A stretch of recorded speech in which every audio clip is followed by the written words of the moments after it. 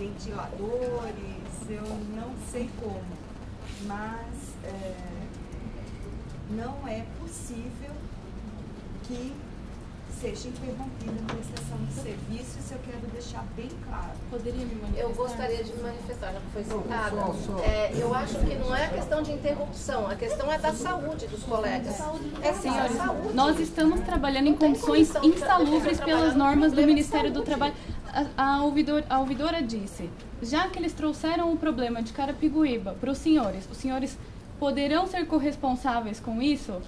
Desculpa, defensores trabalhando em condições insalubres, acima de 30 graus, são condições insalubres. Não, tudo bem. Por favor, Juliana, quer estar com a palavra? Eu não? Não. Eu me inscrevi direito, quer dizer, só para tentar responder os questionamentos que foram feitos. Primeiro, antes de eu retomar esse tema, eu me esqueci de anunciar no início da sessão, peço desculpas, o conselheiro Rafael me lembrou, a colega Maíra, da unidade Itaquera, integrou a equipe essa semana, veio então assumir o lugar que antes era ocupado pelo colega Marcos. Quero agradecer a disponibilidade da colega que assumiu esse desafio nos últimos meses. Todos sabem, eu venho dizendo que tem aí a saída do Marcos gerou uma lacuna na terceira subdefensoria, então ela é muito bem-vinda.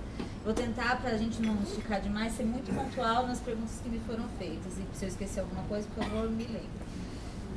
A conselheira Franciano perguntou, os atos foram finalizados ontem, acabaram de me passar uma última minuta para eu checar se está tudo certo, serão publicados, então acho que ainda hoje ou no dia de segunda-feira, que não sei se tem ou no de terça, mas virão então os atos de visita, que abre as inscrições para visita, estabelecimentos prisionais e estabelecimentos voltados, execução de medida socioeducativa e curadoria especial. Não se trata ainda de visita aos presos provisórios, que será então objeto de regulamentação por esse conselho, uma atividade que não será regulamentada por hora, apenas por ato. Antes a gente trará isso. Nós temos a deliberação 246, então a visita aos presos provisórios voltará para cá. Será uma proposta nessa deliberação que já trata do assunto aqui. As outras não, por isso que se entendeu possível a regulamentação por ato. Mas nós devemos apresentar a CGT, Central de Gerenciamento de Prisões, que nós criamos na última expansão, apresentou nessa semana uma última visão sobre, na realidade, o difícil na regulamentação das visitas aos presos provisórios está no interior do Estado. Então, ela apresentou uma segunda versão, então eu acredito que em breve a gente consiga trazer isso ao Conselho. Tá? Rafael levantou que alguns colegas afirmaram saber, ter certeza de que defensores serão enviados. Eu não tenho notícia disso. E que, de fato, diversos colegas, evidente, que nos trazem o questionamento sobre a expansão, o que eu, e tenho certeza da vida Daniela, Luciana que está aqui deve receber esse questionamento também, o que nós dizemos é isso. Não, a discussão ainda não teve início. É evidente que nós assumimos alguns compromissos quando da última discussão, eles podem ser alterados agora, mas de fato a gente deixou já delineado na última expansão alguns caminhos a serem seguidos. Pode ser que se altere, mas se não se alterar, as unidades com 2 colegas muito provavelmente receberão reforço para serem estruturados de forma adequada e assim por diante. Não houve, além disso, nenhuma manifestação de nossa parte sobre o reforço de unidades já que ainda não se discutiu aqui, tá? Os itinerantes, eu vou pedir desculpas, mas realmente eu não conheço a realidade na macro-região 1. Acho que isso o Davi poderia... Não, mas é que ele levantou de outros... ele levantou da capital. Eu não conheço, realmente não sei dizer como estão. Sei que a colega Maíra terá o itinerante, nós combinamos com a unidade Itaquera. Eu acredito que a Roberta. Que é espelho da CPI. Aí eu não sei. Foi ela, a Roberta nos procurou pedindo, porque era de São Miguel e gostaria de voltar para lá. Eu não sei se... O Davi que vai tratar disso, na verdade, porque é a macro-região 1. realmente não consigo, não faço essas designações. Eu não sei dizer nem exatamente quem é o itinerante do colega Ricardo, quem é o Mas eu itinerante posso te dizer, Juliana, ela é experiente da CTI, foi na infância. Então é por isso que ela está preocupada, porque ela realmente não quer substituir no júri, então por isso que ela nos procurou. Deveria regular. Deve ser por isso a procura da colega, porque ela falou expressamente que não gostaria de ter que substituir no júri, então se ela tiver que seguir a CTI, terá que assumir o júri no lugar do inspeção. Tá? Licença-prêmio, de fato, não é uma questão de regulamentação, é uma questão de disciplinar a operacionalização daquilo que já foi regulamentado pelo Conselho. Já fizemos a minuta, está internamente para checar uma questão que envolve o trâmite do pedido, na verdade, do pedido relacionado às consequências de eventual indeferimento. Então, nesse ponto, ele está para saber exatamente para que órgão se tramita e o ato disciplinará isso, né? Faço pedido para determinado órgão e caminho depois para outro. Mas eu acredito que a gente publique em breve. Agora, as pessoas que faltam, fazer bem pouco, tá? Tentei anotar e acho que sobre a lista, não me lembro qual conselheiro que disse aqui que é sobre a nossa ainda a lista de espera do 15 concurso. Não temos uma lista muito grande, quero lembrar, tivemos 2 exonerações nos últimos tempos, uma de Ribeirão Preto, um defensor da Marco de Ribeirão, e a outra colega daqui, né, da capital, a colega que se exonerou antes da capital. Então já são 2 exonerações. Nós, muito provável, conversei com alguns colegas essa semana que a gente tenha que dar início a um concurso de remoção para essas 2 vagas que já estão abertas, e nós temos, salvo engano, 5 colegas na lista. Não há, de fato, tanta possibilidade de... Acho que é isso. Juliana, faltou a pergunta que o Danassi fez a respeito da deliberação 289 dos condutores. Desculpe, de fato. Eu não tenho realmente informação. A Daniela deve voltar, e isso é algo que eu prefiro que a Daniela se manifeste. Eu não tenho. Eu falei sobre a licença, porque, veja, a licença é algo especificamente que eu estava tratando, por isso que sei como tem como dar a informação. Já foi. Conselheiro Luciano, com a palavra. Olá, eu vou ser bem rápido, eu vou querer voltar para os outros assuntos depois, até para dar uma resposta aos colegas. Hoje eu estava discutindo o VEC, eu tinha trocado algumas ideias com a Franciane sobre a questão da VEC aqui de São Paulo, que esbarra um pouco também na questão de Carapicuíba, dessa situação de ter VECs descobertas que eventualmente vêm para São Paulo e são distribuídos aos colegas da VEC aqui de São Paulo. Eu não entendo por que um defensor lotado na capital, que é responsável pela VEC de São Paulo, tem que falar no VEC de Araçatuba, simplesmente porque os processos fisicamente são mandados para cá, porque o juiz de lá não dá conta do processamento. Eu acho que a gente poderia instituir mutirões para esse tipo de atendimento excepcional de VECs que vêm para a capital, que não deveriam estar sendo distribuídos aos defensores da VEC da capital. A gente já faz mutirões do STJ, do CNJ e do TJ relativamente à mutação, indulto, semiaberto, livramento condicional. Esses processos fisicamente vêm para São Paulo, mas não são distribuídos lá. Mas também a gente já poderia fazer isso também para isso, né? Eu acho que em Carapicuíba seria possível também fazer um mutirão para distribuição, para inscrição voluntária de defensores de outras VECs que queiram atuar fisicamente nesses processos. Eu acho que a profissionalização da carga desses processos não seria um problema muito grande, até porque a gente faz isso com revisão criminal, faz isso com outros tipos de processos. Eu sei que as visitas ficariam prejudicadas, né, porque não teríamos defensores para fazer visitas, o mutirão não se prestaria a isso, mas seria uma solução paliativa, pelo menos para que essas VECs sejam cobertas não pelos colegas de Carapicuíba, né? Também fica a sugestão, provavelmente já foi ventilado entre vocês, vocês têm um itinerante espelho relativamente ao cargo da Grana Mas Rosas. Esse cargo poderia ser provisionado ao convênio, ainda que provisoriamente, até a melhora da situação de saúde da colega, que eu conheço e me entristeço por saber dessa notícia, eu não sabia, para que eventualmente ela cubra a VEC e a banca da Adriana seja provisionada por convênio. Não é o mais adequado, mas é uma das soluções, já que a gente não pode provisionar a VEC. Outra questão de Carapicuíba, que talvez também possa ser uma solução, a gente, como usar as palavras do Rafael Português, dos 4 itinerantes fantasmas aqui da macro-região 1, que eles não têm os respectivos espelhos e eles acabam andando pela capital. Um deles seria do 3º cargo de afastamento da CGA, que ninguém aceitou com convite, infelizmente, e tem outros que não foram cobertos. Talvez consultar esses colegas, se eventualmente que haverá alteração de provimento deles.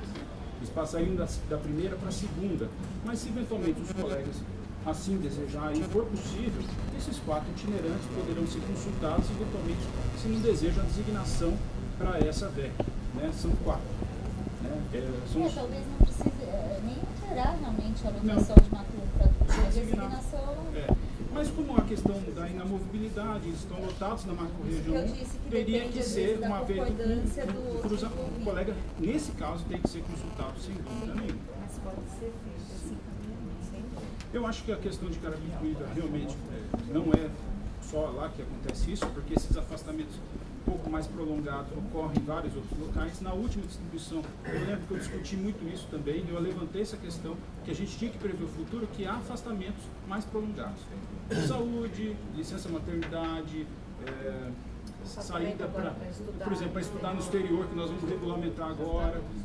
Essas situações não podem ficar descobertas, a gente também não pode ficar usando do convênio. Se a gente assume uma coisa, a gente tem que, de alguma maneira, operacionalizar isso. Eu não acho adequado a gente assumir e depois repassar para o convênio. Mas, de forma excepcional, o 2º e o 3º sub já estão autorizados a autorizar provisionamento no que não for matéria indelegável. Questão de Guarulhos quanto à climatização. É um assunto que eu já falei para a Luciana que eu ia trazer aqui, que essa questão da climatização também se estenda às salas de apoio nos fóruns. Porque sempre havia o empecilho da gente não pagar energia elétrica nesses locais. Com o convênio recente, nós passamos agora a custear as nossas despesas dentro dos fóruns, o que não impede agora, não é mais empecilho para que a gente também inclua nos estudos de climatização as salas de apoio nos fóruns. Que os defensores têm salas de apoio, o calor é insuportável.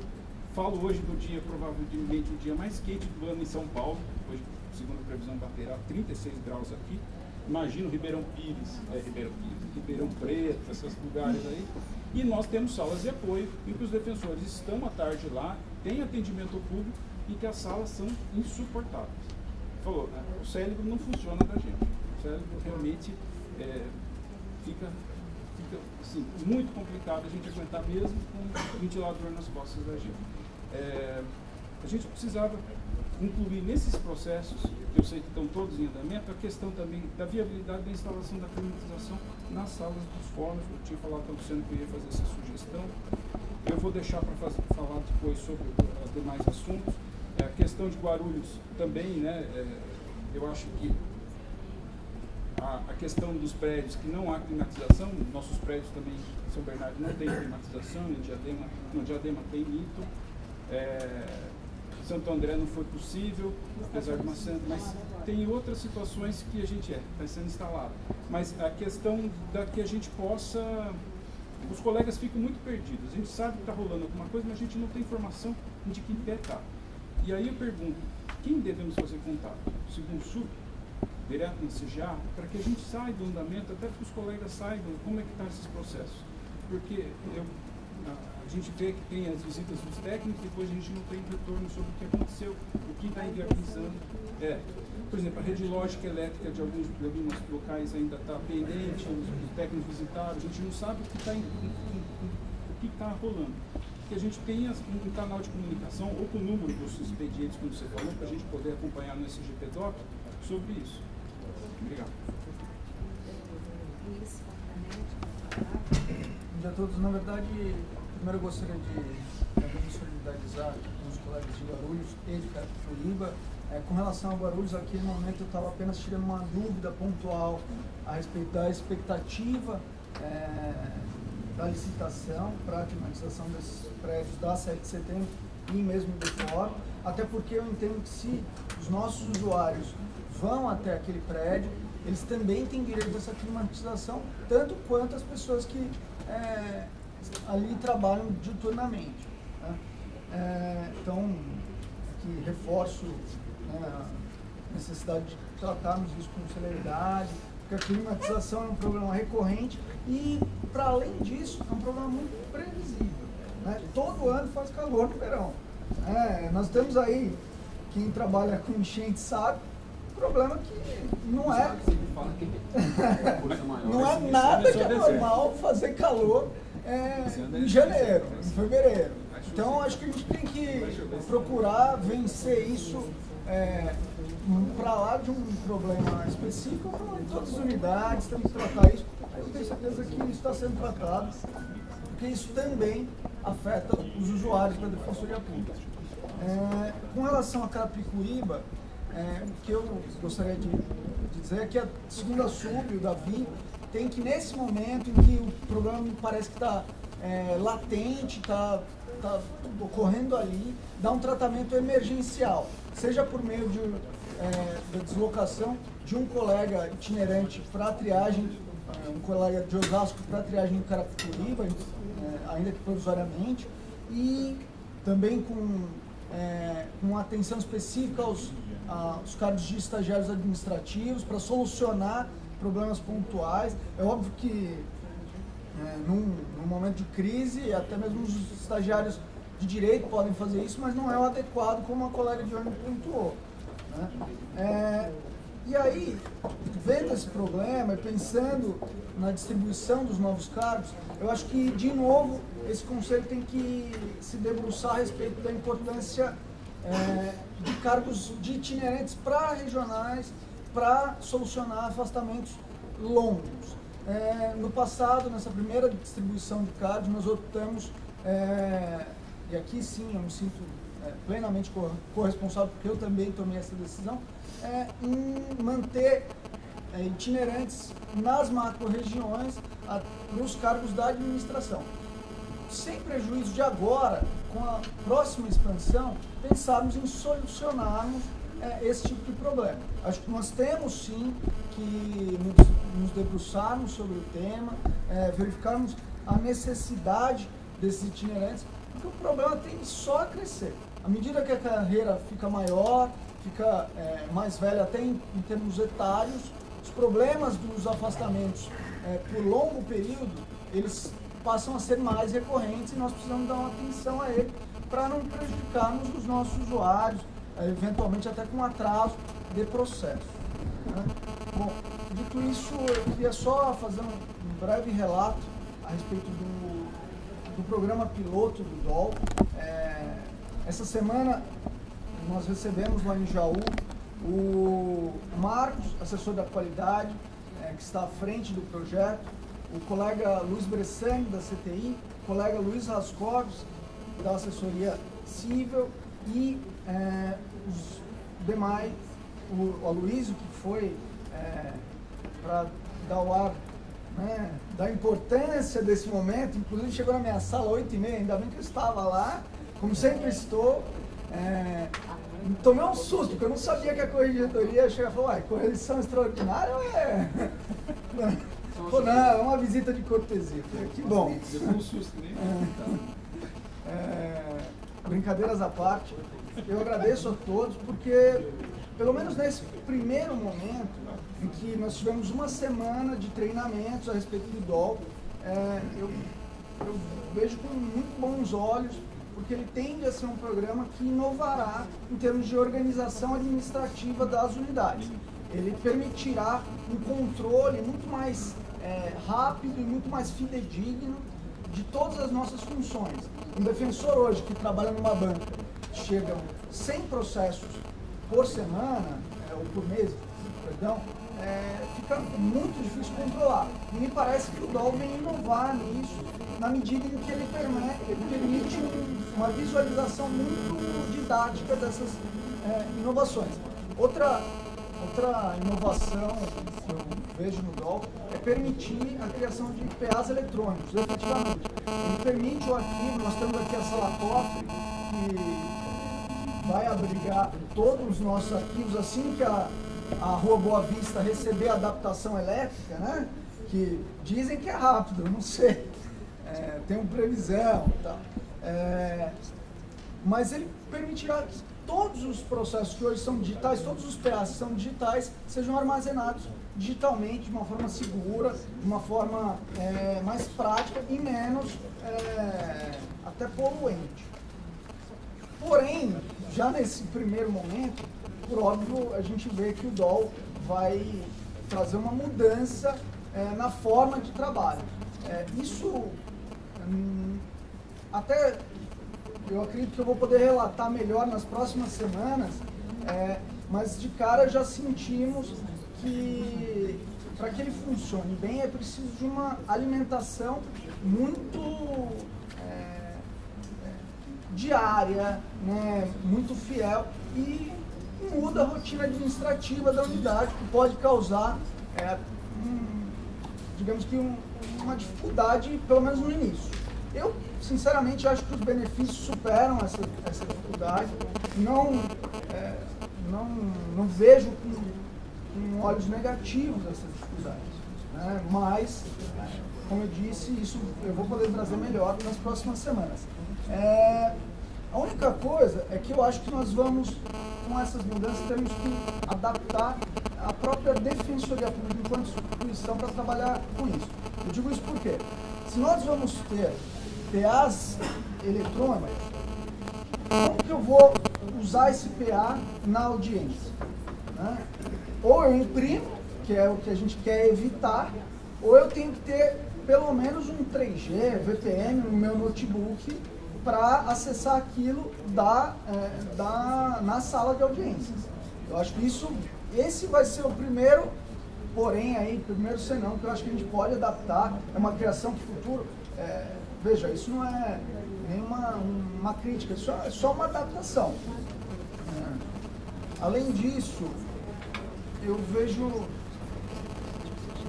para que a gente evite retrabalho no DOL, eu vejo uma outra necessidade muito específica, para além do 3G na audiência, que permitirá o acesso aos PAs digitais, é a necessidade de integração do SAG ou do ESAG com o próprio DOL. Eu acho que isso, inclusive o Gleison falou que está em projeto, mas eu quero reforçar aqui, porque isso sim vai tornar a vida do defensor e da Defensoria Pública muito mais ágil, até mesmo em termos de velocidade no atendimento do usuário.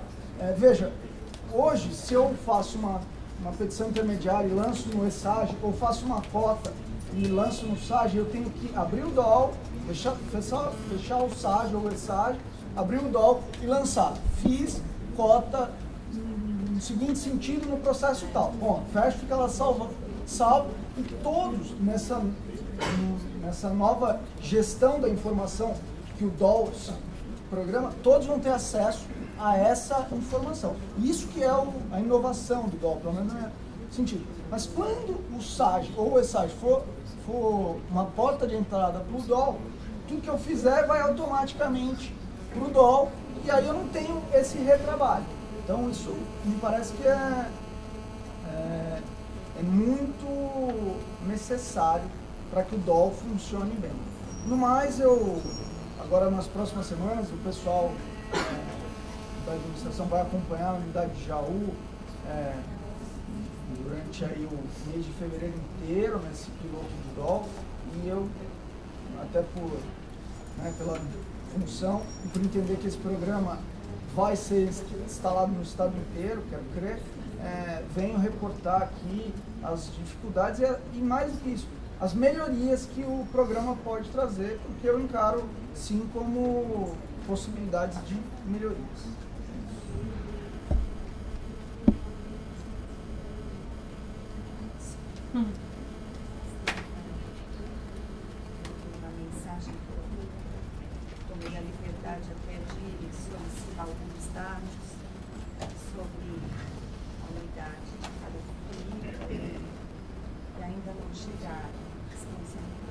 aumentados, até para subsidiar o que está sendo discutido aqui.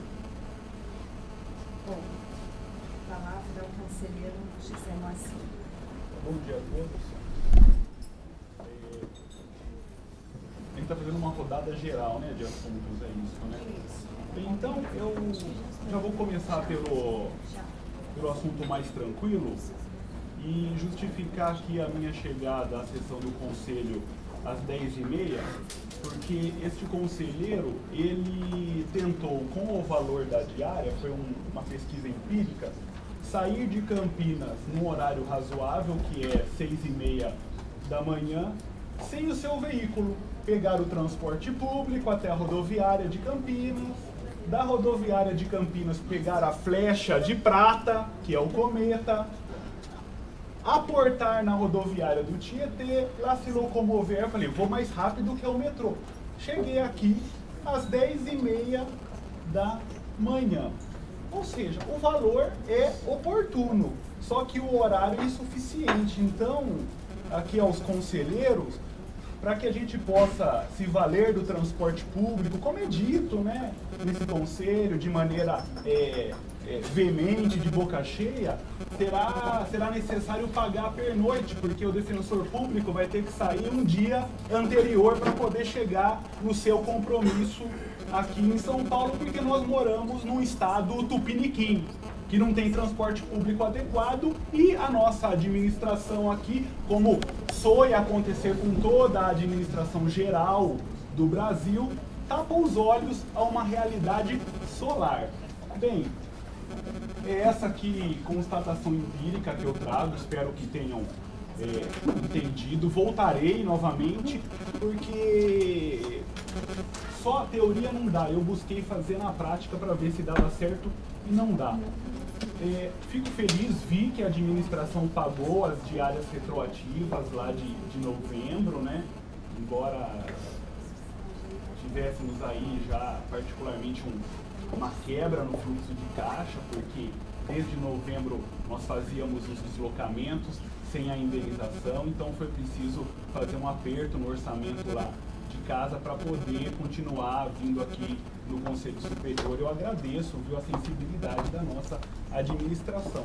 Sensibilidade essa que há quase um lustro, há quase 5 anos, este defensor público espera em relação à climatização. Eu consigo entender totalmente a irritação dos colegas aqui presentes. Mas só que nós somos agentes do direito, a irritação por si só não basta para nós. Nós temos que canalizar isso pelo instrumento jurídico. Pois bem, né, como disse ali a nossa colega, como eu há anos venho dizendo, nós sabemos que a Organização Internacional do Trabalho, direitos fundamentais que nós defendemos para todo mundo, que nós bradamos, que somos os grandes guardiões dos direitos fundamentais, que nós apontamos contra o Estado, a Defensoria Pública é pródiga em apontar o dedo contra o Estado e dizer violador de direitos fundamentais. Só que a administração, como toda administração, é violadora de direitos fundamentais. Eu vejo aqui, por exemplo, que a turma do Tribunal Superior do Trabalho reconheceu insalubridade a um cozinheiro que trabalhava em temperatura de 29 graus. Ora, 29 graus, quando eu tenho na minha sala, eu me dou por satisfeito, alegre, feliz. Nós trabalhamos há 5 anos em condições climáticas. A conselheira Juliana trabalhou em sala ao lado, a minha, antes de uma colega colocar o ar-condicionado às suas próprias expensas, sabe do que eu estou falando. Sabe que passa dos 30 graus facilmente. 33 graus, e nós temos ainda ali, como os colegas da Liberdade não possuem, nós temos um ventilador que joga poeira na nossa cara, joga tudo. Nós ficamos aí, todos nós ficamos com as nádegas suadas, com o joelho suado, colando numa cadeira, que a cadeira que nós temos lá é aquela de corvinho, aquela que não respira a pele, a gente cola na cadeira. E se tem algo de isonômico na defensoria, se tem algo de isonomia nessa defensoria, é a maneira desumana que usuário, estagiário, servidor e defensor é tratado em termos de salubridade de trabalho. Essa é a grande isonomia da Defensoria Pública, para todos. A questão lá de Guarulhos, não sei se as colegas falaram, porque talvez ficassem constrangidas, mas eu já não tenho tanto constrangimento, porque é fato objetivo. Além da rachadura, por essa rachadura verte ali excrementos humanos, fezes do andar de cima, de acordo com a narrativa de colegas. Isso é tranquilo, isso vai ser lá licitado e levado em consideração, não há nenhum problema. Então a situação, ela é premente, senhores conselheiros, não é uma coisa de 1 ano que vem sendo reclamado, não é de 2, não é de 3, não é de 4 anos. Eu há 5 anos reclamo de ar-condicionado, esses colegas há 5 anos reclamam de uma parede. Se nós não conseguimos fazer a parede ali, tem que tirar daquela sala e colocar em alguma outra. Agora, nós estamos aqui igual o caboclo que vê a parede caindo, sabe o que ele faz? Ele bate na parede a foto de um santo e fica rezando em cima para ela não cair. É isso que nós estamos fazendo como administração pública. Eu vou deixar o conselho daqui a um tempo, graças a Deus, paguei o meu ar-condicionado, tô lá tranquilo, só que os usuários, os demais colegas, os servidores, não. Não é possível que a Defensoria Pública aceite uma morosidade de quase 5 anos em relação a uma questão básica, não é luxo, é um direito. O que eu estou falando é um direito do defensor público como trabalhador, como servidor público. Nós não pedimos isso porque nós achamos que nós somos agentes políticos, que nós somos isto melhor do que o outro. O que nós estamos exigindo é um direito do defensor enquanto trabalhador. É a força normativa da Constituição. Se acham que os tratados internacionais não têm vigência no Brasil, a OIT, achem, mas a Constituição determina. Se acham que a Constituição não vale nada, que o que vale no Brasil são resoluções, que é assim que muita gente pensa, que o que vale no Brasil é portaria, vamos ver a portaria NR15, anexo 3, do Ministério do Trabalho, que estabelece que níveis de temperatura acima de 26 graus são considerados insalubres. E o que nós vivenciamos? Aqui deve estar quanto? Aqui deve estar quanto? E está excelente, nós não estamos reclamando disso. A gente não está nem exigindo a aplicação cega da lei. Nós estamos pedindo um nível adequado de trabalho, porque não dá para trabalhar mais. Eu tenho pensado várias vezes em ir para minha casa para trabalhar, porque eu não consigo trabalhar naquele calor. Aí, eu entendo a colocação da corregedoria, que não pode admitir a cessação jamais do serviço, entendo, eu não teria como sustentar coisa diversa. Só que o Estado, ele vilipendia, inclusive, o direito de greve desses trabalhadores. Como que um trabalhador conseguiu classicamente exigir condições melhores de trabalho? Nós aqui, todos nós aqui, falamos o seguinte: das mulheres que queimaram o sutiã em razão de condições escravas de trabalho. Exatamente o que nós vivenciamos hoje? Para todos.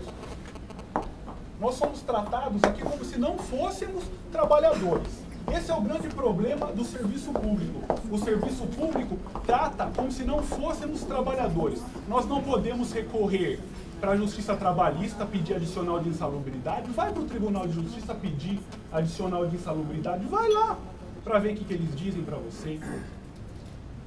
Então a situação, ela acaba se tornando já totalmente insustentável e desesperadora. Porque se a gente espera quase 5 anos uma resolução e não tem, é desesperador.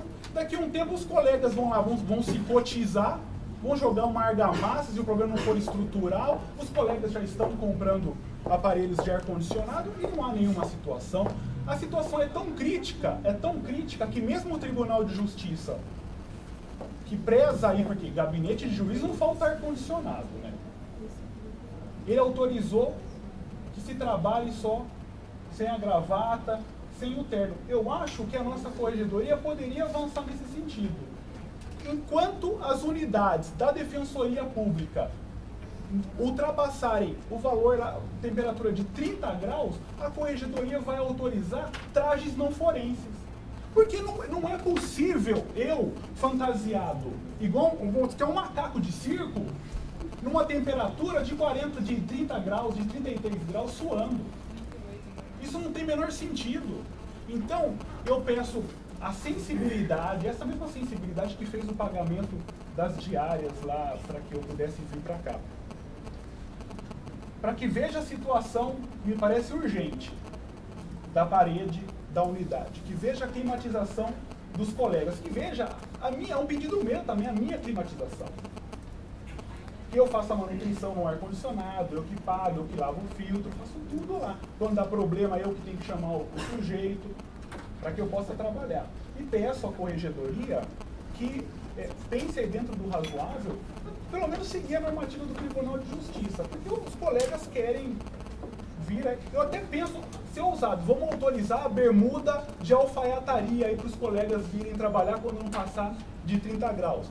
Que é insuportável a nossa situação, os colegas aqui, homens, sabem do que eu estou falando.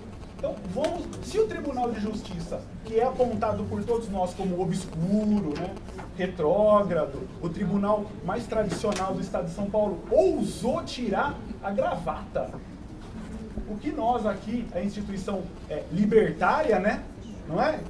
Podemos fazer, podemos avançar. Então, são essas considerações que eu faço. Olha, eu acho que a associação, como eu falei, não é uma questão de desabafo, é uma questão de normativa. Eu acho que a associação deveria entrar com uma ação civil pública, escuta o que eu estou falando muito sério, entrar com uma ação civil pública contra o Estado de São Paulo para que forneça condições de trabalho adequadas aos defensores, servidores, em conjunto com a associação dos servidores, tá? A defensoria poderia, inclusive, por meio de defensor público, entrar com uma ação civil pública para manter a qualidade de recepção do usuário. Mas só que eu quero ver o defensor público que vai fazer isso. Eu quero ver o defensor público que vai socar uma ação civil pública contra o Estado para fornecer, para que a população não seja tratada igual gado lá na Liberdade. Eu quero ver esse defensor público fazer isso. Eu quero ver. Desafio o colega, e esse teria que ganhar o prêmio Inovare, porque é um defensor público entrando contra a instituição, claro que vai ser contra o Estado de São Paulo, em prol do usuário. Isso eu quero ver, é o desafio que eu coloco final a todos os colegas, está inclusive filmando, vai para o YouTube. Eu quero ver o defensor público que faz isso. Esse eu vou bater pau. São essas considerações que eu queria trazer aqui ao Conselho, destacando que eu vou chegar agora toda vez às 10h30 da manhã, porque eu vou passar a usar o serviço público como foi sugerido. Se a gente puder trazer a sessão para as 10h30, ou eu saio de Campinas às 4h. Tá? São essas as considerações que eu queria trazer ao meu colegiado. Poderá usar a bermuda, porque ele trabalha dentro do fone. Não tem. Mas CNJ. Se eu for uma reitoria, vai refletir sobre isso. Bom dia a todas e todos. Quero justificar a minha ausência no início da sessão. Eu estava abrindo uma palestra na Escola da Magistratura, junto com colegas defensores e juízes, e havia avisado, pedi a Márcia então que começasse a presidência, tomasse assento à presidência e pudesse começar a sessão. Então, só justificando que já estava desde cedo aí na lida com os nossos colegas. Então, eu passo de imediato, vou deixar para fazer as considerações da presidência ao final e passo de imediato a palavra para o português. Bom dia a todos. Desde já, tocando no tema central que estamos debatendo aqui no dia de hoje, como colocado semana passada, não há uma questão pontual em Guarulhos. Pensamos o caso de Guarulhos para debater tudo aquilo que está acontecendo na carreira e também em situações dramáticas. Eu estive na sala, que eu estou colocando, estive com uma outra defensora, que também é afastada para a associação, e, como coloquei semana passada, é insuportável. Não é que é calor, não é que é quente, é insuportável. Em poucos minutos todo mundo começou a suar, né? Para as defensoras é constrangedor, né? O que acontece, todo mundo começa a pingar. O cara que está de terno e gravata é simplesmente ridículo. E a professora pública geral semana passada disse que iríamos trazer uma resposta para isso, né? Eu sei de todo o empenho das defensoras e sei que a última coisa que elas querem é suspender as atividades. Mas, como presidente da associação, eu acho que isso tem que ficar sempre como uma possibilidade. Eu acho que a gente tem que pensar naquilo que é adequado, aquilo que é razoável, aquilo que não é razoável. Eu acho que é por aí que a gente tem que caminhar, né? Eu acho que tem outras situações dramáticas. Caraguatatuba enfrenta uma situação tão grave quanto Guarulhos, né? Guarulhos, como a gente relatou semana passada, não tem só a questão do ar-condicionado, é uma questão, digamos assim, estrutural mesmo, do ponto de vista assim que é para todos os lados, é a questão informática, a questão elétrica, né? A questão do próprio investimento pessoal na unidade. Eu acho que quando a gente fala só da climatização, na verdade, aquilo que provocou todo o debate. Em alguns momentos, isso é o que acontece, né? Algum fato, como foi ano passado, a questão dos 30 centavos provocou toda uma discussão da sociedade. Às vezes, esse pequeno fato, né, que provoca toda essa reflexão sobre o baixo investimento que nós tivemos na unidade Guarulhos. Eu lembro que em janeiro do ano passado, o professor Miragaia questionou por que não vamos atuar completo em Guarulhos, já que é a segunda maior cidade de São Paulo, é uma cidade que é central, né, no ponto de vista assim, de atendimento à população carente. Então, vamos esperar, vamos parametrizar, vamos... Sempre expandimos sem essa parametrização. Tudo bem, vamos esperar. Eu espero também, como foi pedido aqui, que essa proposta de distribuição de carta chegue muito tempo antes, né? A gente já vamos, dia 17 começa a prova oral. Daqui a pouco, né, os professores vão estar aprovados, vão estar aqui pedindo legitimamente para tomar posse, e aí falar, ó, chegou agora, temos que aprovar semana que vem. Eu espero que isso não aconteça, a gente possa, quanto antes, ter um tempo para debater, para as unidades virem aqui, refletirem e colocar situações como o Carapicuíba e Guarulhos aqui tem colocado sobre esse tema. Então, me parece que a questão de Guarulhos, e assim, até conversando com a corregedoria, o direito de greve é um direito constitucional. O direito de greve não se trata só apenas para a questão salarial. O direito de greve, como bem lembrou o Zé Moacir, ele tem o seu histórico também com a estruturação, com condições de trabalho, né? Se eu não me engano, né, se a gente, quem já viu aquele filme, né, um livro muito famoso, Condições de Trabalho nas Minas de Carvão, na França, né, e David Zola, esqueci o nome agora, que trata justamente de uma situação como essa, né, condições de trabalho. Não digo que é a mesma, mas digo que hoje nós temos condições técnicas de não deixar ninguém fulano, de não deixar ninguém atendido. Todo mundo aqui lembra, mas se tivéssemos aqui um coordenador, né, da triagem lá, o que está acontecendo hoje na triagem aqui da Liberdade 32? Nenhum usuário aguenta ficar naquele caixotão lá embaixo. E o que está acontecendo na rua do lado? Todo mundo está indo ficando na rua, chega na rua, não tem tapume, então todo mundo fica no sol, mas todo mundo está preferindo ficar no sol, aguardando a senha, do que ficar lá dentro, que está insuportável. Que local, normalmente, já é muito quente. Normalmente. Hoje, a situação lá, eu fiz triagem semana passada, perguntei para o usuário, ele falou, não, está insuportável. E todos estão ficando, estão ocupando a rua. E agora a prefeitura ainda colocou ali para passar aqueles ônibus articulados, e aquilo tem ficado ali um caos. Então, assim, o que temos que tratar, e tratar de uma forma objetiva, e guardar, assim, isso como uma solução, né, é a suspensão do trabalho. Talvez a gente ir essa semana lá em Guarulhos, né, e com os defensores lá, decidirmos. Tem condição de continuarmos trabalhando nessa situação? Não tem. É uma opção constitucional de debatermos a suspensão do trabalho lá. Na verdade, também peço que vocês corrigirem, dizer que a questão não é só do direito à greve. Eu acho que o direito à greve é um direito constitucional, mas é uma questão de insalubridade, né? Eu acho que se a iniciativa não vem dos defensores da paralisação, ela pode vir externa. Eu acho que qualquer fiscalização ali apontaria pela suspensão do serviço, não só para a manutenção da saúde dos servidores, mas daquele número de pessoas que todos os dias estão ali, que são pessoas doentes, são pessoas deficientes, são idosos, são pessoas que sofrem e estão colocando a sua vida em risco. Eu queria dizer que ontem teve paralisação no Fórum de São Miguel, os servidores pararam por um dia, exigindo melhores condições de trabalho, justamente porque a sala dos gabinetes dos juízes tem ar-condicionado, né, e os cartórios não têm, a condição está extremamente insalubre, e a paralisação foi exatamente esse motivo, a insalubridade pelo aquecimento das salas.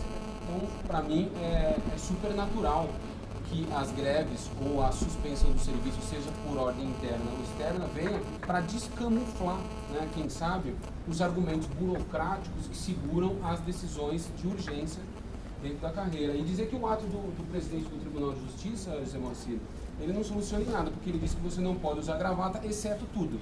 Né? Eu não preciso usar gravata nem terno nos corredores do fórum. O que ele diz é o seguinte, você não precisa mais usar terno e gravata, salvo em audiência. Então, ou seja, sem gravata, sem terno, eu já ando onde eu quiser, dentro da defensoria. Né? Porque me considero como Versus Talares, sem gravata e sem terno, principalmente nesse calor. Então eu acho que a gente poderia, sim, sendo arrojado, né, aguardar uma recomendação da Corregedoria que a gente possa, sim, no dia a dia, não usar esses Versus Talares em situações em que... utilização da vestimenta adequada. Né? Nós estamos, o grau de umidade do ar e os raios ultravioletas, eles chegaram em níveis que nós não tínhamos há 70 anos. Né? E começaram as medições há 70 anos. Então, ou seja, nós estamos em níveis alarmantes, colocando em risco a saúde. O TJ solta um ato desse, no momento onde caminhamos por uma crise de abastecimento de água, onde não enfrentamos um calor desse, quer dizer, nunca se metiu um calor desse, onde pessoas estão fazendo greve. Na unidade de Caraguatatuba, o Banco do Brasil, o Sindicato do Banco do Brasil, fechou e lacrou a unidade do Banco do Brasil porque não tinha ar-condicionado, né? E assim, essa medida nós temos, mas estamos aqui dialogando para que a gente não adote essa medida. Mas essa medida é legítima, essa medida, se os defensores entenderem que esse é o melhor caminho, a associação encampará e adotará todas as medidas para proteger os interesses do defensor público na unidade, porque ela é constitucional, ela é legítima, tem previsão, né? E, claro, eu não estou falando nada mais do que diz a Constituição. E que isso, de alguma forma, seja legítimo, e vamos, eventualmente, esperar que, como a greve é um instrumento de negociação, que a gente não precise utilizar esse instrumento de negociação. Né? Que não precise, como lá os servidores do Fórum São Miguel, fazer uma greve para chamar a atenção e dizer o seguinte, ó, os caras estão trabalhando com ar-condicionado, enquanto nós estamos aqui em 50, aqui dentro do cartório, trabalhando sem ar-condicionado. Então, assim, se os conselheiros, talvez a gente pudesse organizar uma visita à unidade de Guarulhos na sala, porque podem achar que as meninas exageraram, podem achar que o presidente da associação está exagerando, nós podemos nos dirigir, como eu me dirigi às 5h30 da tarde para a unidade, eram já 6 horas da tarde, então quer dizer, já não estava nem no pico do calor. Vocês vão perceber que aquilo não tem condições. Todas suando, sabe, uma pessoa lá colocou gelo dentro do ventilador para tentar refrescar, sabe, não sei nem se isso pode causar uma, sei lá, estragar o aparelho ou a pessoa ficar doente, um resfriado. Mas estava lá tentando fazer isso, está todo mundo assim, desbaratinado e garanto que a situação não melhorou nesses 7 dias. Né? Então, assim, só para perguntar novamente, eu acho que se os conselheiros concordarem, talvez a gente um dia, né, a associação se dispõe essa semana novamente e a gente debater uma solução. Tá? Se isso perdurar até segunda, quarta-feira, a gente chega lá, conversa e vamos ver qual que é a melhor solução, né, debater. Estamos aí há 10 dias discutindo, tentando pensar uma forma disso acontecer pelas vias administrativas, mas se isso não ocorrer, me parece que como presidente da associação não tenho outras opções a dar aos professores de Guarulhos. Né? Em questão de Carapicuíba, há sim uma previsão dentro da questão dos itinerantes de que, apesar de haver itinerante, né, ser espelho de outro defensor, né, que está afastado, diz que quando esse carro de itinerante não tiver mais, quer dizer, quando o defensor deixar de ser o espelho, ele poderá ser utilizado para afastamento perene. Essa foi a regra que nós criamos. E essa parece que é a regra que está acontecendo em Carapicuíba. Então, Carapicuíba, sim, né, ela está dentro daquilo que a gente planejou. Nem precisamos pensar numa outra norma. Carapicuíba me parece assim. Lembrando que nós temos assim, sem contar os itinerantes, nós temos uns 5 itinerantes fantasma, que agora não são mais fantasma, o pessoal está chamando de já itinerante zumbi, que a gente nem sabe onde está e de repente o cara aparece em algum lugar, né, fazendo ação. Então temos também essa possibilidade. E temos ainda os que estão na lista de espera. Nós já estamos perto da prova oral, nós não temos nenhum concurso próximo aí para poderia retirar defensores da carreira e criar um problema. Podemos dar posse para também reforçarmos aquela unidade que nós também, no projeto de distribuição de carros, dissemos, vamos reforçar essas unidades. Nós podemos fazer isso, porque isso já está no excelente voto apresentado pela Juliana durante a distribuição de carros, isso pode acontecer tranquilamente. Agradecer à administração pelo empenho na questão do Braz. Para essa semana foi protocolado acho que a representação, né, do juiz. A gente vai acompanhando esse caso, que é um caso também grave, acho que a Fabiana também está acompanhando, né, e essa situação é importante. E só também recordar que durante essa semana a associação entrou com um mandado de segurança coletivo para adequar a questão do teto constitucional do salário do defensor público. Nós protocolamos aqui em setembro de 2012 esse pedido administrativo e esse pedido não teve nenhuma resposta até quarta-feira, quando o escritório de advocacia da PADEP entendeu por bem entrar com a ação. Obrigado. Obrigada. Milagai. Milagai. Para falar. Eu falei não, pode. Mais alguém? Não? Vai falar sobre esse assunto? Eu tenho... Pode falar. Eu queria... Eu tinha falado também com a Luciana aqui sobre a questão dos nossos equipamentos portáteis, nossos notebooks, né? A gente sabe que a licitação tem lá suas dificuldades de entrega dos equipamentos mais antigos não foram substituídos. A maioria dos equipamentos está com 7 anos de uso. Esse aqui já não é mais o meu primeiro equipamento, porque o outro simplesmente não tem mais condições de uso, já fiz manutenção, já gastei dinheiro público com manutenção do equipamento, já não tem mais peças. E a gente, eu ia sugerir que a gente deixasse de fazer licitações para esses equipamentos portáteis e adotasse a política do Tribunal de Justiça relativamente a isso que adotou há alguns anos, instituindo uma verba, né, seja o ProRádio, o ProSoftware, para que o defensor público possa adquirir esses equipamentos portáteis conforme suas necessidades e conforme as suas atribuições, né, se desejar, ponte própria e pedindo reembolso relativamente a isso com um teto para isso. Acredito em economia de dinheiro público. Eu acho que não esbarra na questão de equipamento permanente, porque a gente sabe que equipamentos de informática, após 4 anos, eles são inservíveis, eles não servem mais para esse tipo de coisa. Inclusive, a gente disponibiliza esses equipamentos como material inservível depois, né? Eu acho que a gente poderia evitar essas licitações, que a gente está tendo problema na troca desses equipamentos. A gente percebe que são poucos os defensores que utilizam esses Dells aqui, né? Eu só estou utilizando esse porque um colega que exonerou para a magistratura e deixou o equipamento disponível na regional, mas o meu simplesmente não funciona mais, não tem mais condições de utilização disso.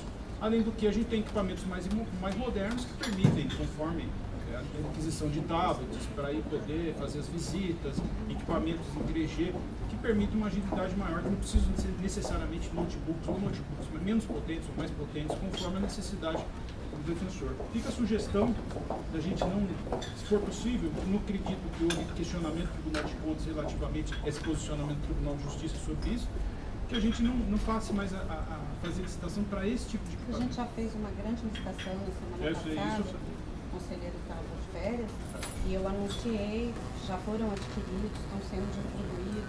Não, estou falando nas próximas. Porque a gente sabe que isso já vem rolando já faz algum tempo. O Tribunal de Contas falou que as nossas licitações eram muito fechadas, tecnicamente mandou abrir, houve dificuldade da execução do contrato, a gente sabe disso. A questão também que eu queria levantar é a questão de concurso para agentes psicossociais. Eu sei que tem a listagem de 2010 que estão sendo chamados, está tendo dificuldade de posse, até de localização desses agentes. Eu queria saber quantos agentes psicossociais ainda há para serem providos, né? Se eventualmente se haverá necessidade, se há previsão de abertura de novo concurso, porque as duplas de CAN em alguns lugares não estão sendo completadas porque a gente não está conseguindo dar posse, principalmente nos locais que a gente diz de difícil provimento, como Diadema, por exemplo. Eu queria saber se há a lista ainda desse concurso ainda pendente e se há previsão de abertura de novo concurso ainda para esse ano. Obrigado. Mais alguém vai falar? Márcia? Tem mais alguém inscrito? Tá. Não, só queria registrar que provavelmente hoje a gente está distribuindo uma ação em Cravinhos, uma ação civil pública, que acredito eu vai servir de paradigma pela atuação em conjunto que foi feita no local, que é justamente para exigir equipe médica no CDT de Serra Azul. É uma das ações civis que nós vamos ingressar após várias diligências que foram realizadas, em visitas de inspeção rigorosa, que a Defensoria fez em parceria com a OAB local e também com o Ministério Público. Então, eu digo que talvez sirva como um paradigma para a instituição, porque essa ação civil pública ela é assinada